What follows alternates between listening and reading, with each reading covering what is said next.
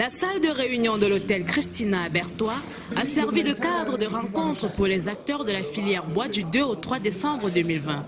L'atelier régional de restitution et de vulgarisation auprès des acteurs privés des grilles de légalité FLEGT, révisé au Cameroun, rentre en droite ligne du projet d'appui à l'implication inclusive du secteur privé dans le processus national de révision des grilles de légalité de la FAO et l'Union européenne sous l'égide du groupement de la filière bois du Cameroun, GFBC. Au sortir de cet atelier, les participants nous livrent leurs sentiments. Mes impressions sont très bonnes.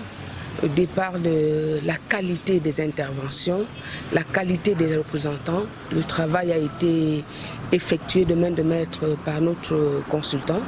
Et aujourd'hui, nous sommes vraiment fiers du résultat obtenu.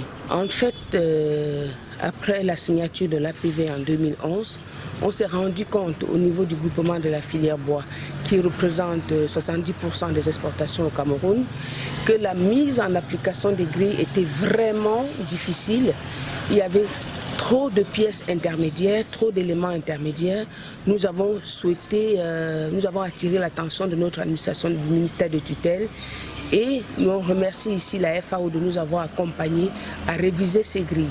Au moins cette fois-ci, le secteur privé a son mot à dire sur les décisions par rapport au prix de légalité, parce que les années antérieures, on nous les flanquait et c'était les bureaux qui les faisaient dans le cas des ministères et puis on les mettait en application sans notre avis. Globalement, nous sommes satisfaits du travail qui a été fait depuis environ 1 an et demi, 2 ans sur la révision des grilles de légalité parce que ça a permis aux opérationnels ou alors aux opérateurs qui exercent au quotidien de pouvoir s'exprimer et faire des propositions en sorte que on arrive à une meilleure mise en œuvre de l'APV FLEGT au Cameroun. En effet, le groupement de la filière bois du Cameroun a procédé par un diagnostic des grilles de légalité FLEGT. Ce diagnostic s'est fait par le biais des consultations indépendantes de 2 catégories d'acteurs du secteur privé, que sont les responsables aménagement des entreprises forestières industrielles d'une part, et ceux des PME, PMI et opérateurs artisanaux de la filière forêt-bois du Cameroun d'autre part. Aujourd'hui, les leçons apprises sont nombreuses, mais les contraintes demeurent. Sur les 10 grilles qui étaient à révision, on les a atteints. Mais ça n'a pas été de tout repos, parce qu'il a fallu reparcourir tous les textes en vigueur et ceux qui ont été signés concernant le secteur forestier entre 2011 à 2019 pour pouvoir appliquer ces grilles de légalité. Donc, amener à les alléger davantage. Les entreprises sociétaires doivent maintenant revenir vers l'application de la loi, c'est-à-dire que pour ne pas avoir d'autres problèmes au niveau des exportations, de la transformation, et même voir sur le parcours de leur bois qui va vers le douane. Ça, c'est des contraintes. La loi oblige.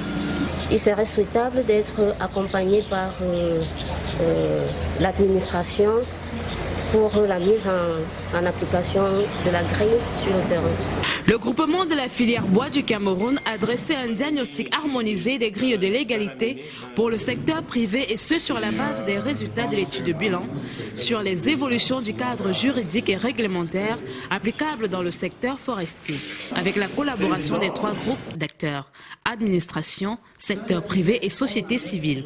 Il est aussi à mettre à son actif dans l'une de ses activités du projet les tests de certaines de ces grilles de légalité dans un titre, concession forestière et 2 sources d'approvisionnement de bois, forêt communale et forêt communautaire, ainsi que dans une unité de transformation de bois. GFBCMO, c'est le groupement interpatronal. Nous ne pouvons que les tirer chapeau et que ce genre de projet soit également initié au futur par le GFBC.